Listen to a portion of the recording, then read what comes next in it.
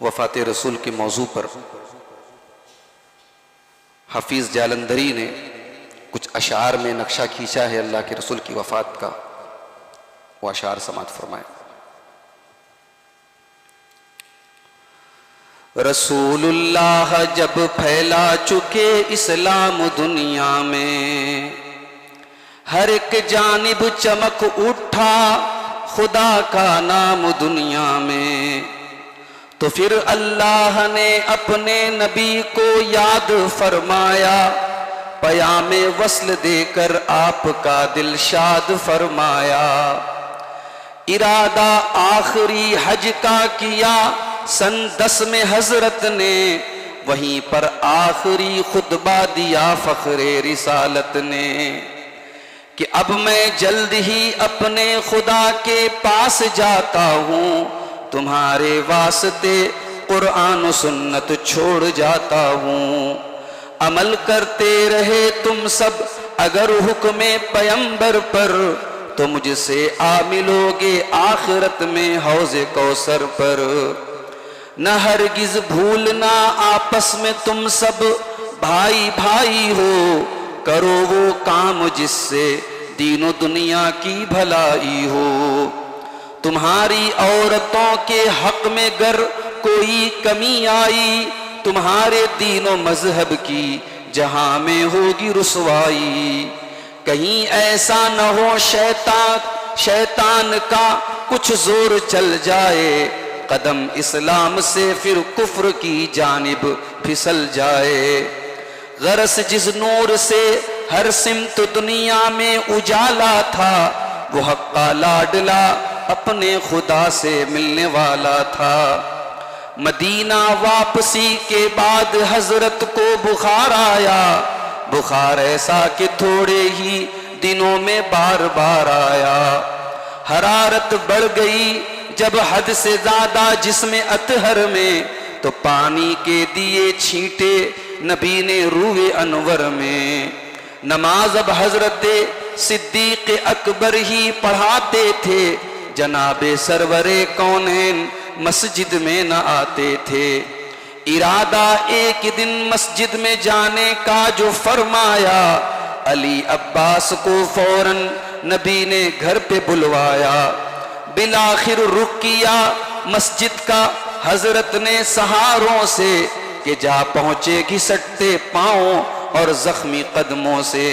उठाया आपने पर्दे को जब दस्ते मुबारक से, तो आंसू आ गए आंखों में उम्मत की मोहब्बत से।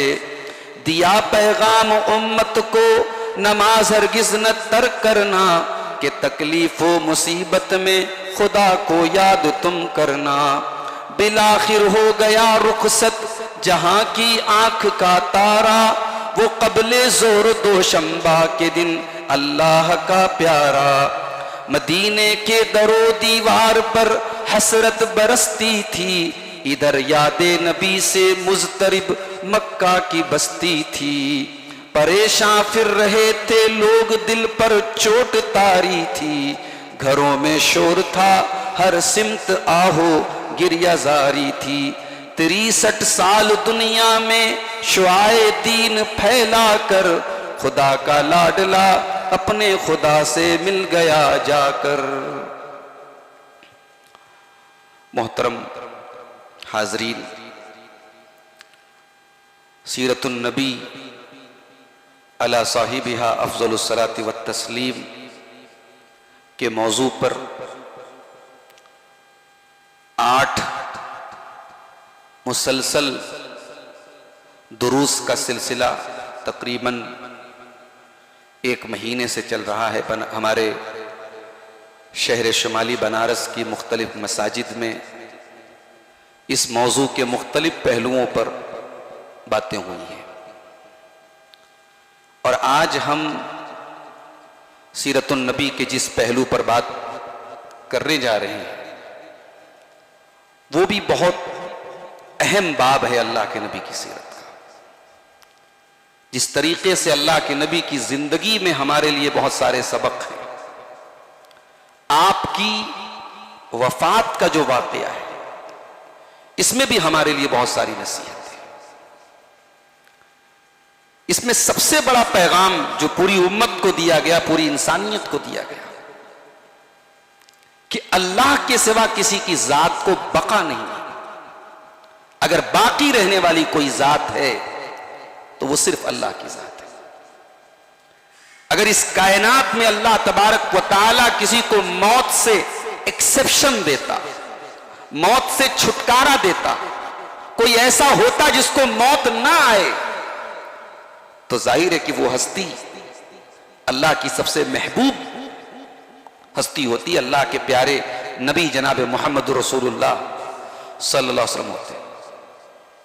मगर अल्लाह ने आपको भी मौत से हमकनार किया, और अल्लाह का वो उसूल और अल्लाह का वो कानून और अल्लाह का वो दस्तूर अपनी जगह कायम है और कायम रहेगा। कुल्लु मन अलैहा फान व यबका वजहु रब्बिका जुल जलाली वल इकराम। इस रूए जमीन पर जो आया है उसको मरना है, चाहे कितनी ताकत हो, चाहे कितनी दौलत हो, चाहे कितना खूबसूरत हो, तमाम खूबसूरतियों के साथ, तमाम दौलत के साथ, तमाम ताकत के साथ एक दिन मरना है। वयबका वजहु रब्बिका जुल जलाली वल इकराम। बाकी रहने वाली जात सिर्फ अल्लाह की है। कुल्लु नफ्सिन ज़ाइक़तुल मौत। हर नफ्स को मौत का मजा चखना है। इन्नका मय्यतुन व इन्नहुम मय्यतून। ऐ नबी, आपको भी मौत आनी है और आपके दुश्मनों को भी मौत आनी है। ये कुरान की आयत है। तो ये अल्लाह ताला का एक कानून रहा है, और इस कानून को अल्लाह ने अपने नबी के ऊपर भी लागू किया, अप्लाई किया, नाफिज किया। नबी अकरम ने अपनी जिंदगी में जब हज किया, जिस हज को हम हज्जतुल वदा कहते हैं, जो आपकी जिंदगी का पहला हज था और आखिरी हज था, उस हज के दौरान अल्लाह के नबी अपनी उम्मत को इशारा दे रहे थे कि अब इस दुनिया में मेरा काम पूरा हो चुका है, मैं बहुत जल्द सफर आखिरत पे रवाना हो गया। उस सफर हज में आप बार बार ये कह रहे थे, खुज़ू अन्नी मनासिककुम, मुझसे हज के अरकान सीख लो, लअल्ली ला अल्काकुम बाद आमी हाज़ा, हो सकता है आइंदा साल तुम्हारी मुलाकात मुझसे न हो। उसी हज्जतुल वदा के मौके पर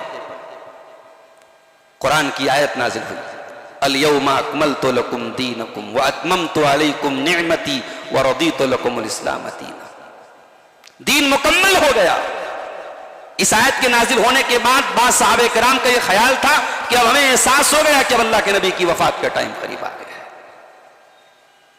उन्हीं अय्याम में नबी अकरम पर कुरान की वो सूरत उतरी, सूरह नस्र, इज़ा जाअ नस्रुल्लाहि वल फतह व रअयतन नास यदखुलून फी दीनिल्लाहि अफ़वाजा फसब्बिह बिहम्दि रब्बिका वस्तगफिर इन्नहु कान तव्वाबा।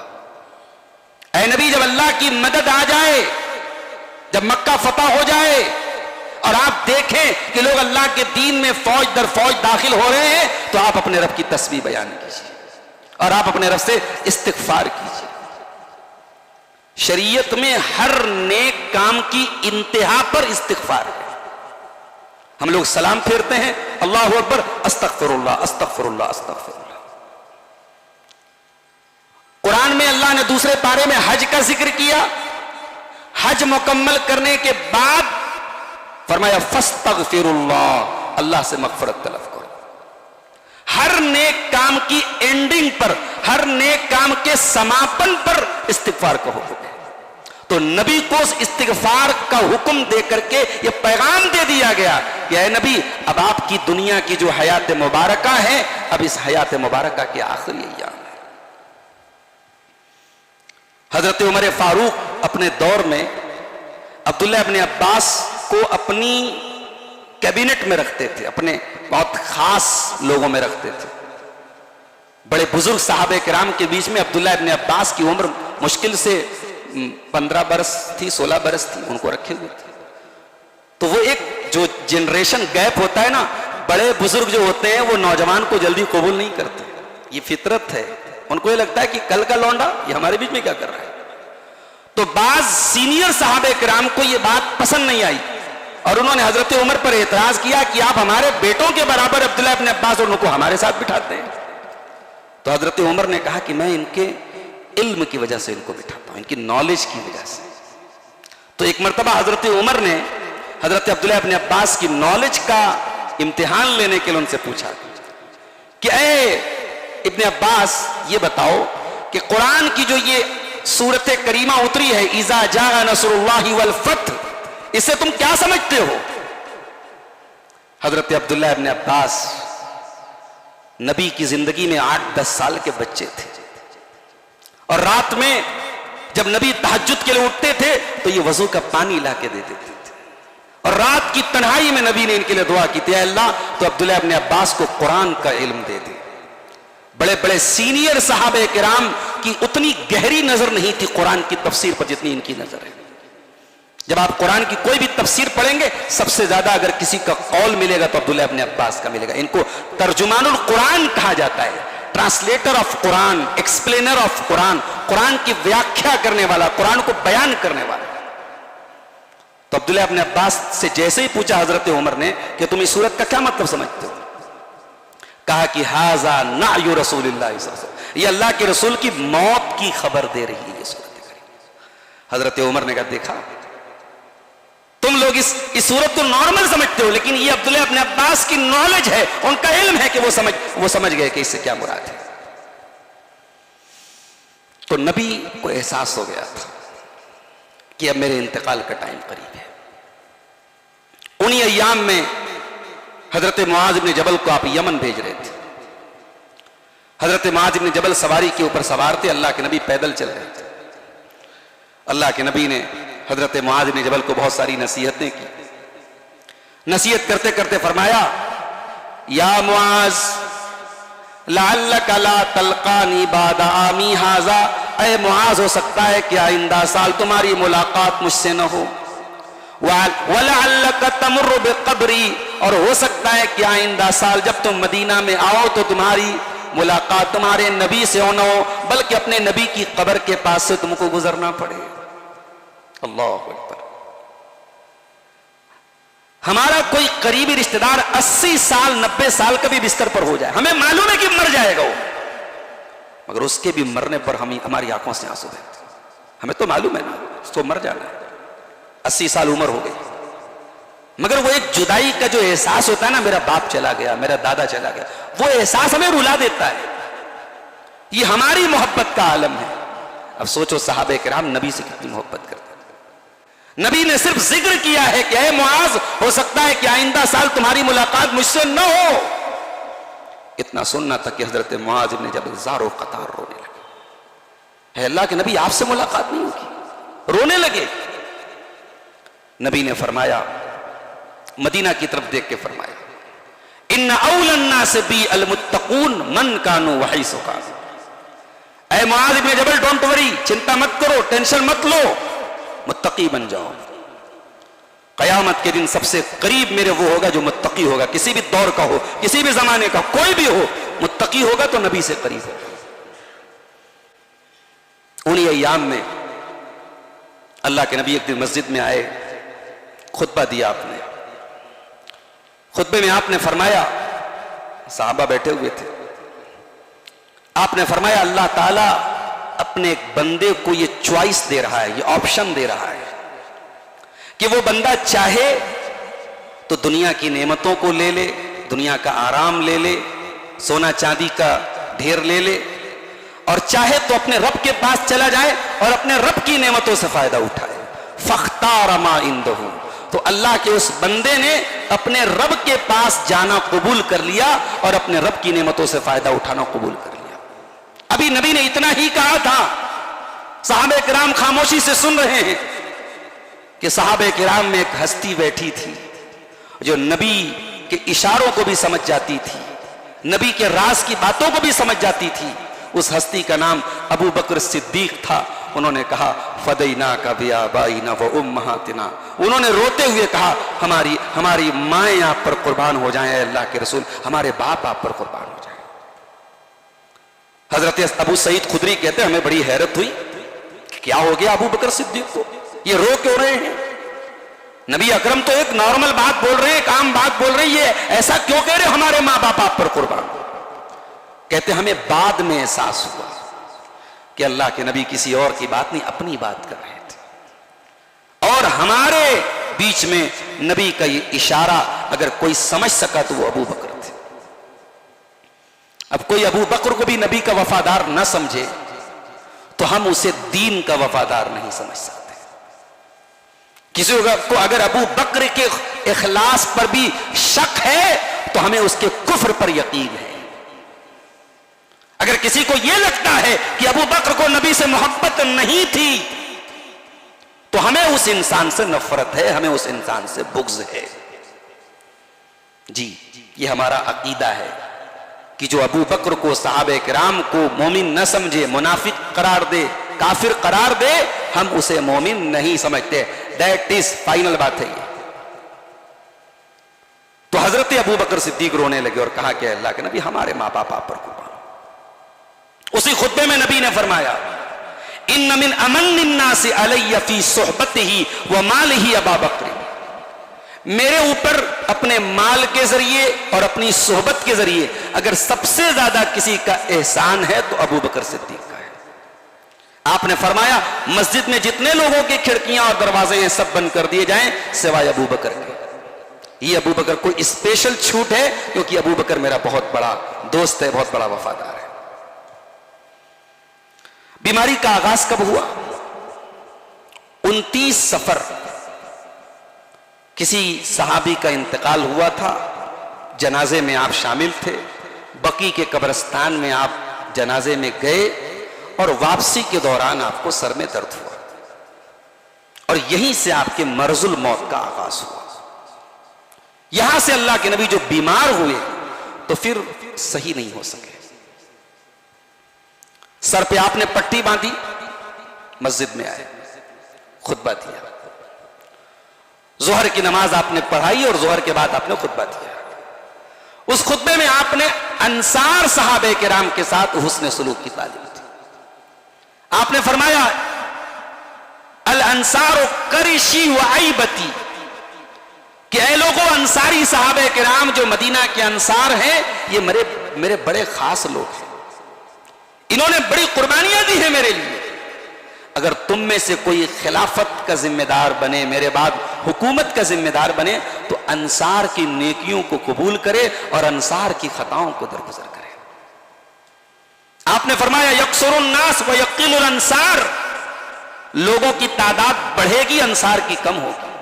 हत्ता यकूनु कल मिल फी ताम, यहां तक कि वो खाने में नमक की तरह हो जाएंगे। लिहाजा अंसार के साथ उसने सलूक। उसी बीमारी के अय्याम में नबी अकरम ने ख्वाहिश जाहिर की कि मैं अपनी बीमारी के ये अय्याम अपनी बीवी हजरत आयशा के घर में गुजारना चाहता हूं। चुनांचे हजरत अली और हजरत अब्बास ने सहारा दिया, आप चल नहीं पा रहे थे, आपके कदम जमीन पर घिसट रहे थे। उसी हालत में आपको हजरत मैमूना के कमरे से उठा करके हजरत आयशा के हुजरे में पहुंचाया गया और उसी हुजरे आयशा में आपका इंतकाल हुआ और उसी हुजरे आयशा में आपको दफन किया गया। अब कोई कहे कि ताब हजरत आयशा भी नबी की वफादार नहीं थी, यानी अल्लाह तबारक व तआला अपने नबी को उस बीवी के हुजरे में मौत से हमकनार कर रहा है, नऊजुबिल्लाह, जो नबी की वफादार नहीं थी। यहां तक लिखा है जालिमों ने कि हजरत आयशा ने जहर दिया था अल्लाह के नबी को। अस्तगफिरुल्लाह। सहाबा का बुग़्ज़, अज़वाज मुत्तहरात का बुग़्ज़ किस हद तक लेके गया है आप सोचिए मेरे प्यारे साथी। नबी ख्वाहिश जाहिर कर रहे हैं कि मैं हुजरे आयशा में जाना चाहता हूं और हुजरे आयशा में आपको पहुंचाया गया और उसी हुजरे में हजरत आयशा के कदमों में सर रख के नबी का इंतकाल हुआ था। जुमेरात का दिन आया, नबी ने कहा कलम और कागज लाओ। अब सहाबे किराम के दरमियान आपस में इख्तिलाफ हो गया कि नबी इतने बीमार हैं, कलम और कागज क्यों मंगा रहे हैं? आपने कहा कलम और कागज लाओ, मैं कुछ लिख दूं, ऐसी बात लिख दूं जिसके बाद तुम गुमराह नहीं होगे। कुछ सहाबे किराम का ख्याल था कि कलम और कागज लाया जाए, कोई इंपॉर्टेंट बात अल्लाह के नबी लिखवाना चाह रहे हैं। हजरत उमर का कहना था और कुछ दूसरे सहाबा का कहना था कि नहीं, जितनी इंपॉर्टेंट बातें थी वो बताई जा चुकी है। कुरान मुकम्मल हो चुका है, दीन मुकम्मल हो चुका है। हजरत उमर ने कहा हस्बुना किताबुल्लाह, हमारे पास कुरान है, अल्लाह की किताब है, वो काफी है। नबी बहुत बीमार है, नबी को तकलीफ न दिया जाए। हजरत उमर की ये अकेले की राय नहीं थी, सहाबे किराम के पूरे ग्रुप की ये राय थी। अब इस मसले को लेकर जब सहाबे किराम में आपस में इख्तिलाफ होने लगा तो अल्लाह के नबी ने कहा जाओ यहां से, जाओ मुझे मेरे हाल पे छोड़ दो। अब बाज़ हजरात कहते हैं कि साहब नबी अकरम जो थे इस मौके पे हजरत अली को अपना वसी बनाना चाहते थे, अपना वारिस बनाना चाहते थे, अपने बाद खिलाफत का हकदार अली को बताना चाह रहे थे, यही वसीयत लिखवाना चाह रहे थे। और इतनी अहम बात हजरत उमर ने लिखवाने नहीं। क्या कहना चाहते हो? नबी मजबूर हो गए हजरत उमर के कहने थे? नबी कभी मजबूर नहीं हो सकते, नबी कभी मजबूर नहीं हो सकते। ये तुम्हारा अकीदा है, तुम कभी नबी को मजबूर मान लो, कभी अली को मजबूर मान लो, कभी हुसैन को मजबूर मान लो, हम उनको मजबूर नहीं मानते। नबी अकरम अगर कोई ऐसी बात लिखवाने वाले थे जो उम्मत के लिए बहुत इंपॉर्टेंट थी तो हजरत उमर क्या पूरी दुनिया एक तरफ हो जाए नबी लिखवा के मानते? नबी छोड़ तो नहीं सकते थे अधूरा अपनी उम्मत को, क्योंकि कुरान कह रहा है या अय्युहर रसूल बल्लिग मा उन्जिला इलैका मिर रब्बिक, ऐ नबी अल्लाह ताला ने आपको जो दीन दिया है उस दीन को पहुंचा दीजिए। व इल्लम तफअल फमा बल्लगता रिसालता, और अगर ये काम आपने नहीं किया तो आपने रिसालत का हक अदा नहीं किया। आप क्या कहना चाहते हो, नबी ने रिसालत का हक अदा नहीं किया? नहीं, नबी ने रिसालत का पूरा हक अदा किया। नबी ने अरफात के मैदान में 1.25 लाख सहाबे किराम के सामने कहा था, क्या है मेरे सहाबा, मैंने अल्लाह का दीन तुम्हें पहुंचाया कि नहीं पहुंचाया? मैंने अल्लाह की अमानत तुम्हें पहुंचा दी कि नहीं पहुंचा दी? मैंने कोई कमी तो नहीं की, तुम्हारे हक में कोई कमी तो नहीं की? 1.25 लाख का मजमा तक कोई माइक नहीं लगाए, कोई लाउड स्पीकर नहीं लगा है, अल्लाह ने 1.25 लाख सहाबे किराम के कानों तक नबी की आवाज को पहुंचाया था। और 1.25 लाख के मजमे ने हाथ उठा के कहा था कद बल्लगता व अद्दैता व नसहता, ऐ अल्लाह के नबी आपने अल्लाह का दीन हमें पहुंचा दिया, आपने अपनी जिम्मेदारी को अदा कर दिया, आपने हमारी खैरखाही का हक अदा कर दिया। तो नबी ऐसी कोई इंपॉर्टेंट बात होती कि उसके लिखवाए बगैर उम्मत में इतना बड़ा इख्तिलाफ होता तो नबी अधूरा नहीं छोड़ सकते थे। उसके बाद जुमेरात के दिन मगरिब की नमाज आपने पढ़ाई, सूरे मुरसलात की तिलावत आपने की। मगरिब की नमाज अल्लाह के नबी आमतौर से हल्की पढ़ाते थे, लेकिन जिंदगी की आखिरी नमाज जो आपने मगरिब की पढ़ाई है उसमें आपने सूरे मुरसलात बहरहाल 29वें पारे की एक सूरत है और बहुत छोटी भी नहीं है, बीच की सूरत है, वो आपने वो सूरत पढ़ाई।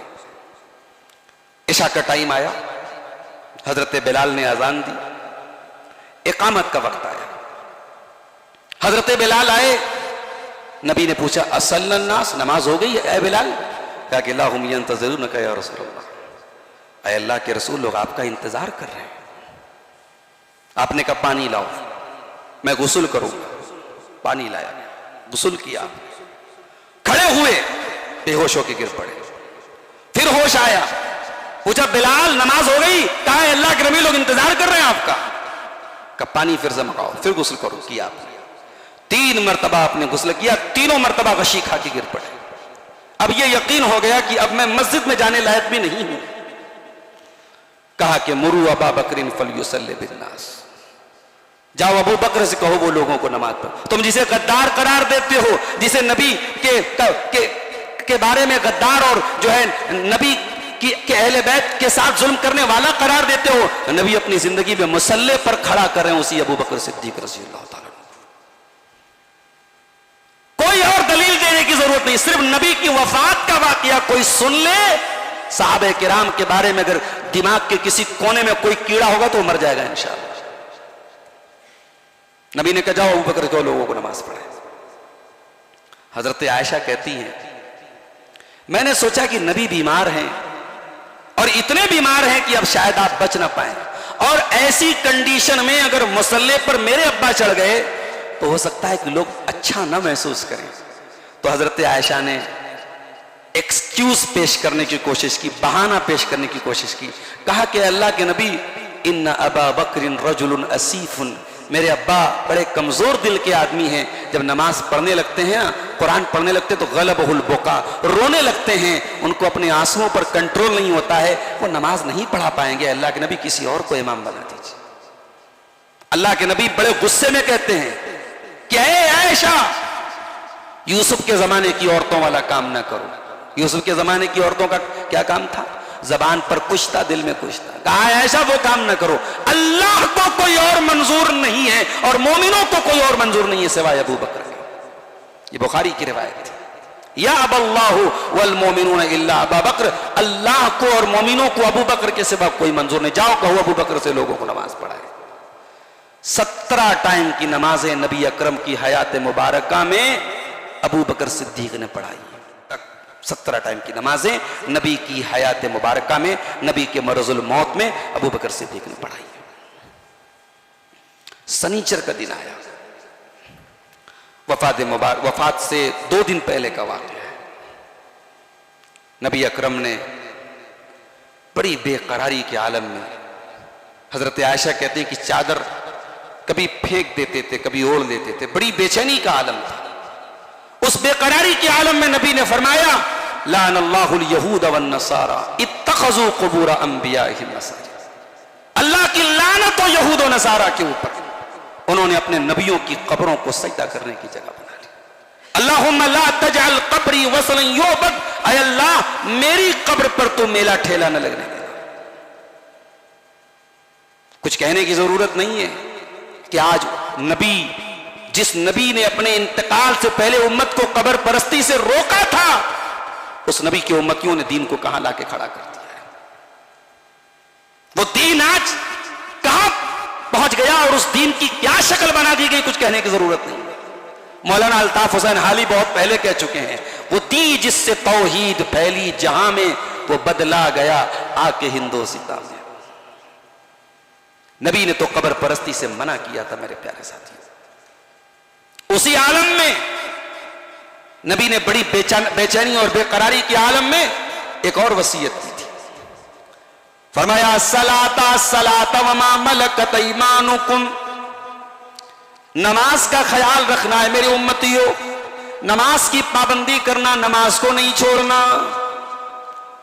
बड़ी मोहब्बत है रसूल से, बड़े नारे लग रहे हैं मोहब्बत रसूल के, बड़े बैनर लग रहे हैं मोहब्बत रसूल के, और मस्जिदें मरसिया खां हैं कि नमाजी न रहे। मस्जिद तो बना ली शब भर में ईमा की हरारत वालों ने, मन अपना पुराना पापी था बरसों में नमाजी बन न सका। ये ऑल इंडिया ये बीमारी है, ऑल वर्ल्ड ये बीमारी है कि हमारी मस्जिद नमाजियों के लिए तरस है। नबी की आखिरी वसीयत है नमाज का ख्याल करना। वमा मलकत ईमानुकुम, और अपने गुलामों का, अपनी लौंडियों का ख्याल रखना। आज बाज जालिम नबी के कैरेक्टर पर इल्जाम लगा रहे हैं।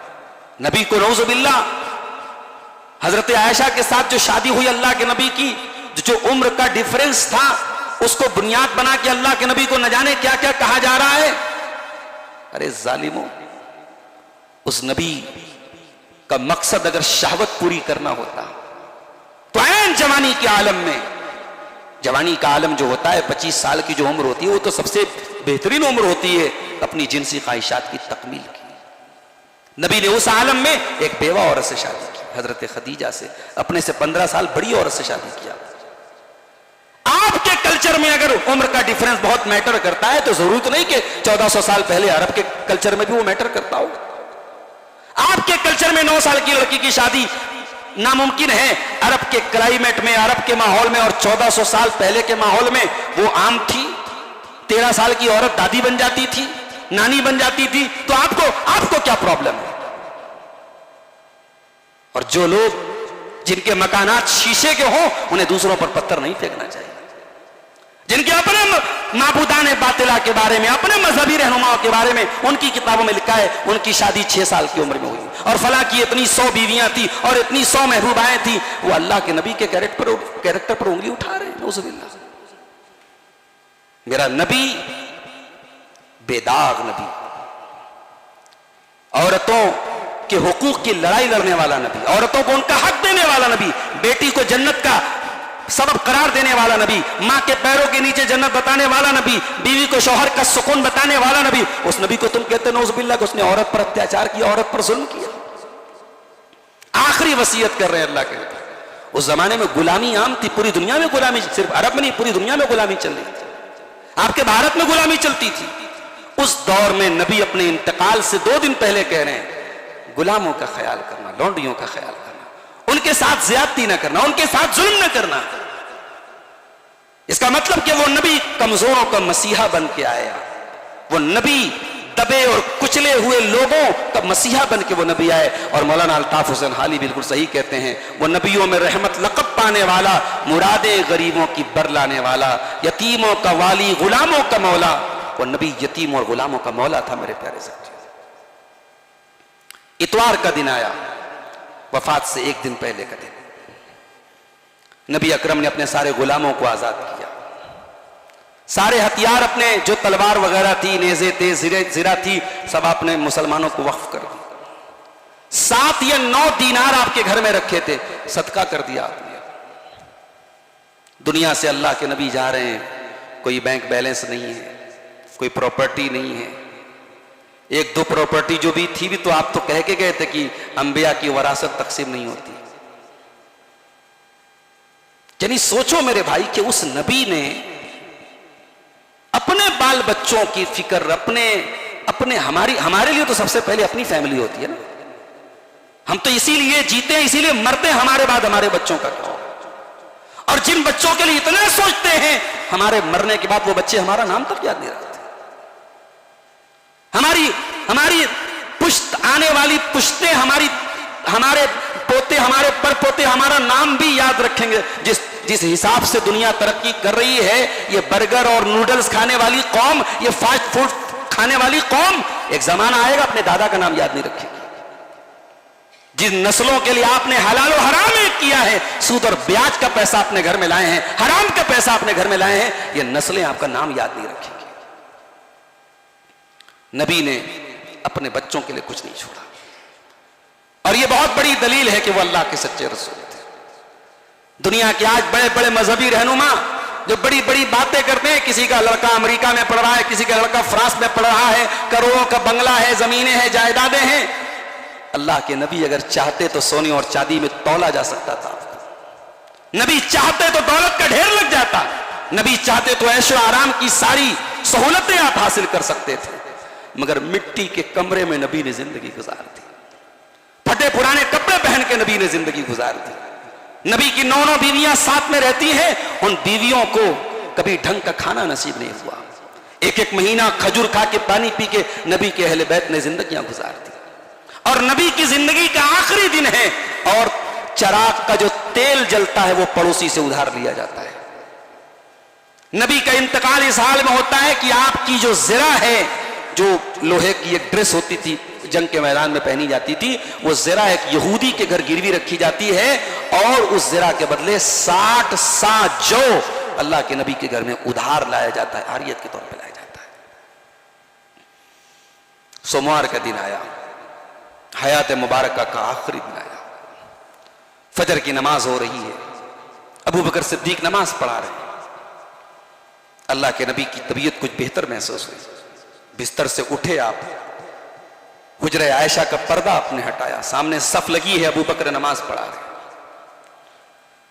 सहाबे किराम अपने नबी से इतनी मोहब्बत करते थे कि नमाज की हालत में सहाबे किराम ने महसूस कर लिया कि अल्लाह के नबी अपने कमरे के दरवाजे पर खड़े। सहाबे किराम इशारा करने लगे, अबू बकर चले आओ, इमाम आजम आ चुके हैं, सबसे बड़े इमाम आ चुके हैं, तुम पीछे चले आओ। हजरत अबू बकर पीछे हटने भी लगे। नबी ने अपने हुजरे से इशारा किया, कंटिन्यू करो, नमाज पढ़ाते रहो। और ये मंजर देखकर बुखारी के अल्फाज हजरत अनस कहते फतबस्समा, अल्लाह के नबी मुस्कुराने लगे। ये नबी के चेहरे पर मुस्कुराहट कैसी थी?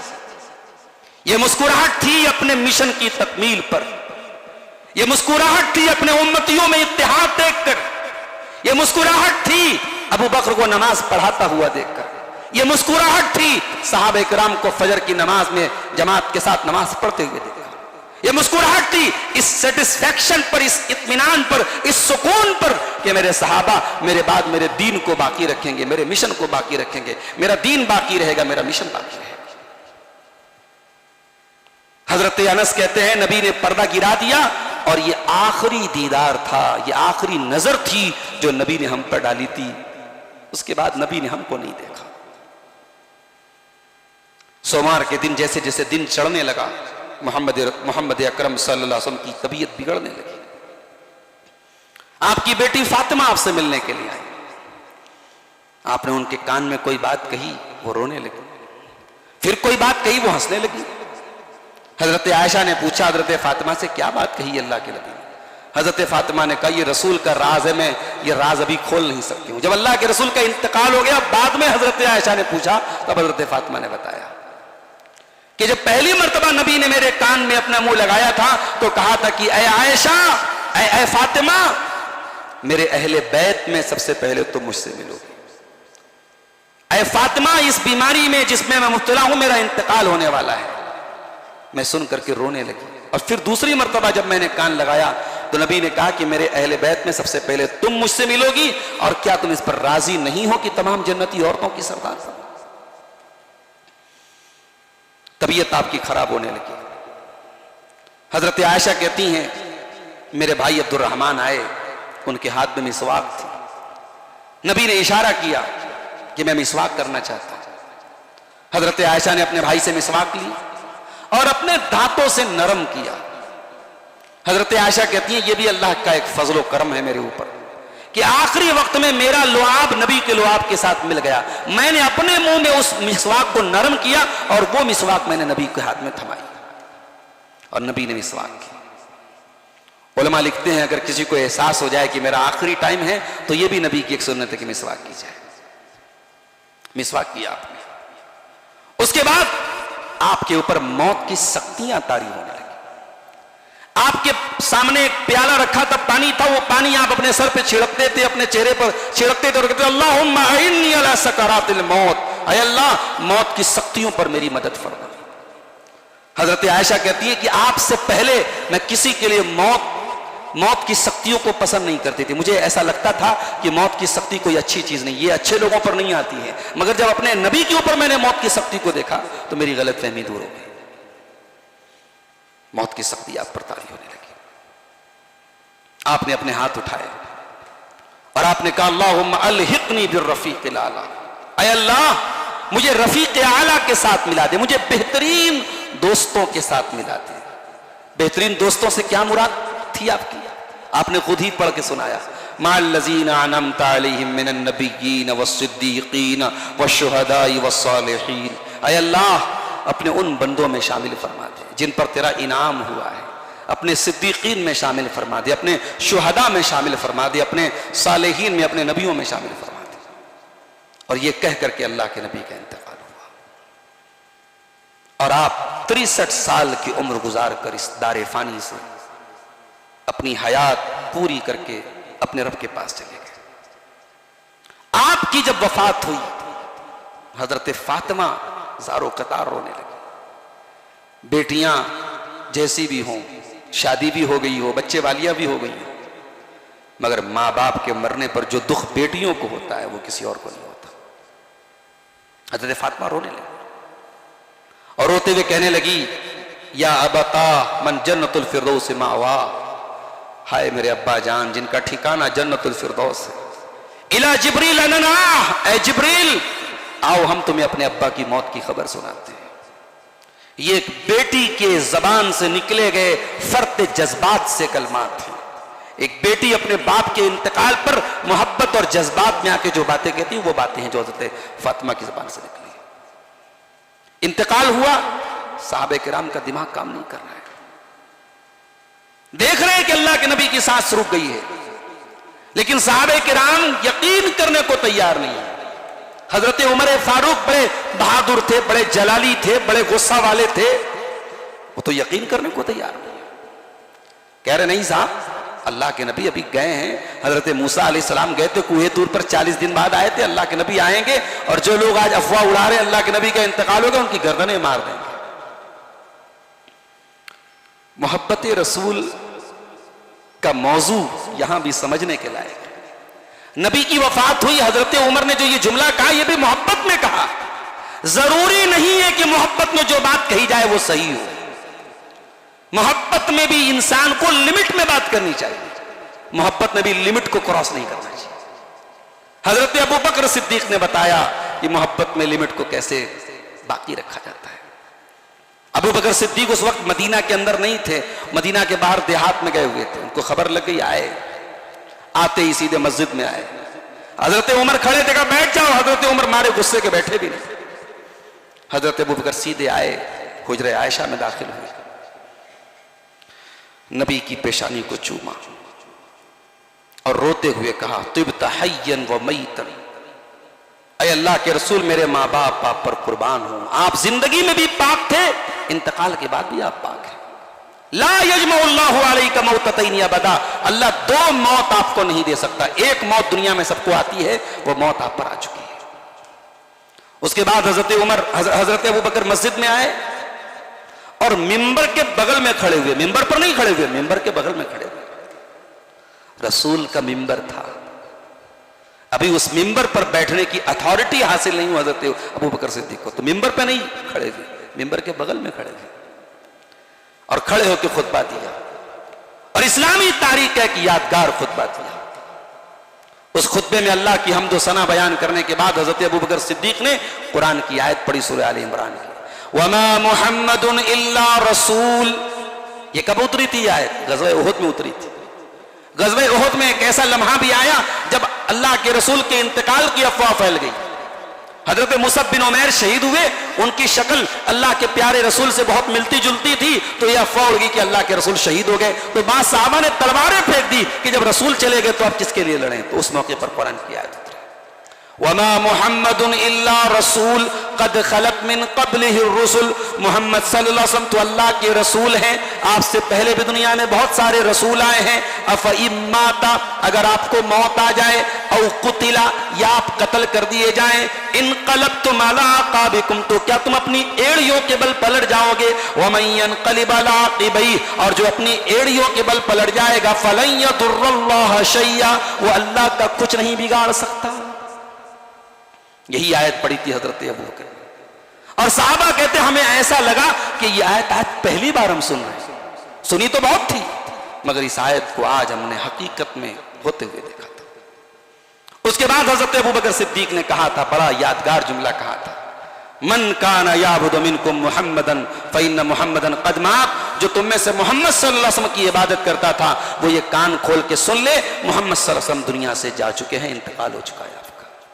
वमन काना याबुदुल्लाह, और जो अल्लाह की इबादत करता था वो ये जान ले, फ़इन्नल्लाह हय्युन ला यमूत, अल्लाह जिंदा है, अल्लाह को कभी मौत नहीं आ सकती। जब ये कहा तो हजरत उमर फारूक कहते हैं, फिर मेरे पांव जमीन पर नहीं टिके, मैं गिर पड़ा और मेरे दिल ने यकीन कर लिया कि अल्लाह के रसूल का इंतकाल हो गया है। सोमवार के दिन आपका इंतकाल हुआ, बुध के दिन आपको दफन किया गया। आपकी वसीयत थी कि मुझे गुस्ल मेरे घर के लोग देंगे, मेरे अहले बैत देंगे। आपको गुस्ल देने वालों में हजरत अली थे, आपके चचा अब्बास थे, हजरत अब्बास के बेटे फजल बिन अब्बास थे, उनके दूसरे बेटे कुतुब बिन अब्बास थे, आपके गुलाम थे। इन सब लोगों ने मिलकर आपको गुस्ल दिया था। गुस्ल के टाइम एक मसला यह भी आया कि आपके बदन से कपड़ा कैसे उतारा जाए। तो अल्लाह ताला की तरफ से एक आवाज, एक निदा हजरत अली कहते कि हम लोगों ने सुनी कि नबी को उसी हाल में कपड़े समेत गुस्ल दिया जाए। 3 सफेद कॉटन की चादरों में, सहूली चादरों में, सफेद सूती चादरों में आपको कफनाया गया।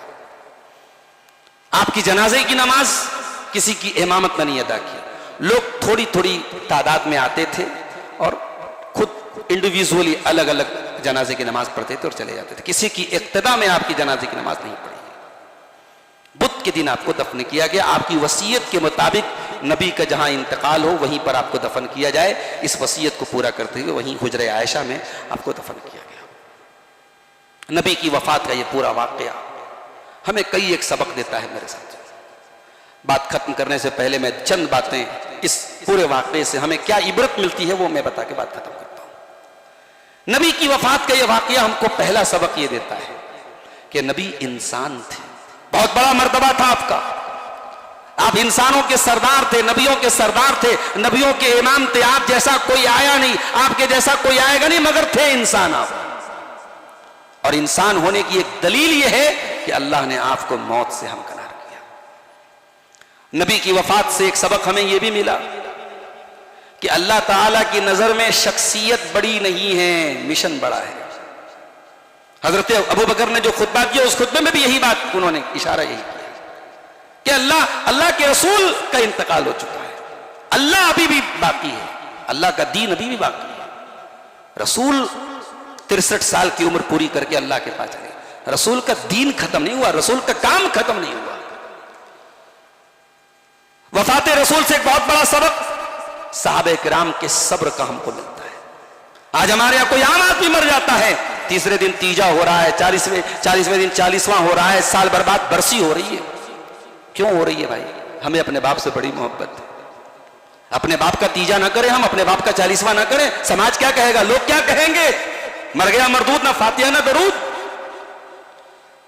बड़े अफसोस की बात है जो बेचारे जनाजे की नमाज में सूरह फातिहा नहीं पढ़ते, वो भी ये शेर पढ़ते हैं, मर गया मरदूद ना फातिहा। अरे बगैर फातिहा के तुम अपने मुर्दे को दफना देते, हम थोड़ी मुर्दे को अपने दफना देते, हम तो फातिहा भी पढ़ते हैं, दरूद भी पढ़ते हैं, अल्हम्दुलिल्लाह। तो नबी के सहाबा ने न बरसी मनाई, न 40वां मनाया, न कोई मातम किया, न कोई काले कपड़े पहने। उनसे ज्यादा तुम्हें नहीं हो सकती मोहब्बत नबी से। सब्र की मिसाल कायम की सहाबे किराम। इतना बड़ा वाकया सहाबे किराम की तारीख में, उनकी जिंदगी में इससे दर्दनाक कोई दिन नहीं था मेरे साथ। अरे हम अपनी जिंदगियों के बारे में सोचें। किसी ने अपनी मां की मौत का मंजर देखा होगा, नहीं भूल सकता हो। किसी ने अपने बाप की मौत का मंजर देखा होगा, नहीं भूल सकता हो। ये तो हमारी मोहब्बतों का हाल है। अब सोचो सहाबे किराम कितनी मोहब्बत करते थे अल्लाह के नबी से। हजरत अनस कहते हैं जिस दिन अल्लाह के नबी मदीना आए थे, मदीना में उससे ज्यादा नूर, उससे ज्यादा रोशनी हमने कभी नहीं देखी थी।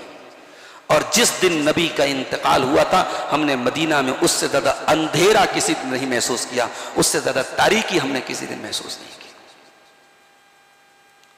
नबी की एक रजाई मां थी, उम्मे ऐमन।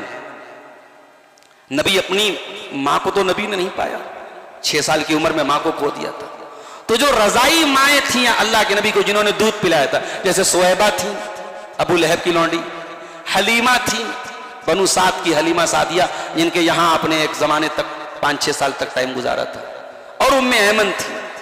इन सब ने अल्लाह के नबी को दूध पिलाया था। ये रजाई माएँ थी। तो अल्लाह के नबी अपनी रजाई माओं का भी सगी माँ की तरह एहतराम करते थे। वो आती थी तो उनकी खिदमत करते थे, उनके लिए चादर अपनी बिछा देते थे। तो अल्लाह के नबी के सहाबा का भी एक मामूल था कि वो नबी की वफात के बाद नबी के चहेतों के साथ भी अच्छा सलूक करते थे। तो एक मर्तबा हजरत अबू बकर और उमर उम्मे ऐमन से मिलने के लिए आए। उम्मे ऐमन रोने लगे, नबी की वफात का मंजर याद करके रोने लगे। और जब उनको रोता हुआ देखा तो अबू बकर उमर भी रोने लगे। तो हजरत उम्मे ऐमन ने कहा कि मैं इसलिए नहीं रो रही हूं कि अल्लाह के नबी की वफात हो गई, वो तो होनी थी।